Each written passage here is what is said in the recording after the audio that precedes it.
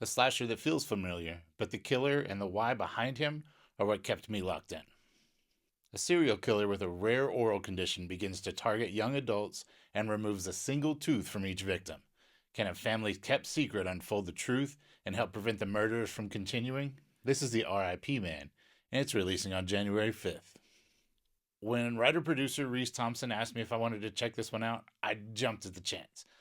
I love me a good slasher, and then I read the tooth thing. I can't stand teeth, and yet I persevered. Heroically, I might add. Story wise, this is a pretty typical slasher setup, but Alden Pick is a great character, and the backstory around him is a smart decision.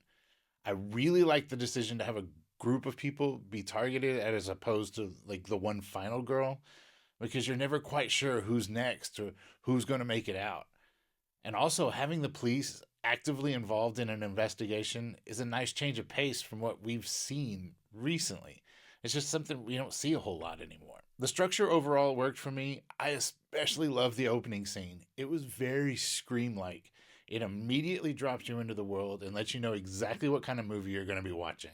The downside is once things get going, the movie moves at a more slow, sluggish pace. Acting wise, this is not the strongest part of the film. Outside of Owen Llewellyn, most of the performances are mediocre.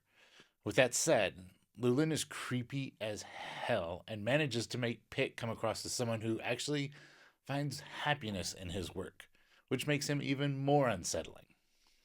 The opening scene absolutely sets the tone for the whole movie, and never really wavers from that. Visually, it does a great job of showing the world with shots of Aiden framed in windows and closets and tight spaces that are especially effective. When it comes to the gore, this is where I wanted more. You have a killer using a power drill with a spade bit and pulling teeth, but the damage shown is often feels a little too restrained. There's a crime scene photo that should have been far more brutal than what we see, but it's just not. Sound wise, this movie really works.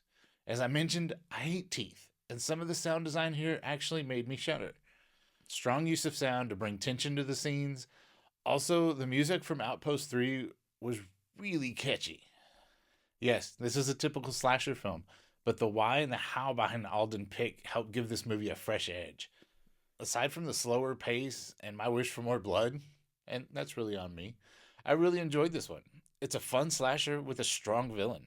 IMDb has this one at a 5.3 out of 10. For me, it's a 7.5 out of 10. Solid screams.